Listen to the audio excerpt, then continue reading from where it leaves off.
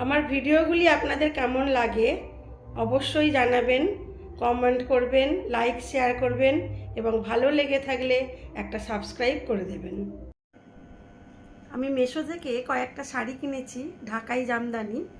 খুবই ভালো, খুবই নরম, পরেও আরাম এবং দামেও সস্তা। চলুন আপনাদেরকে আগে দেখাই, তারপরে একে একে পরে দেখাবো। আরেকটি দেখাই চলুন।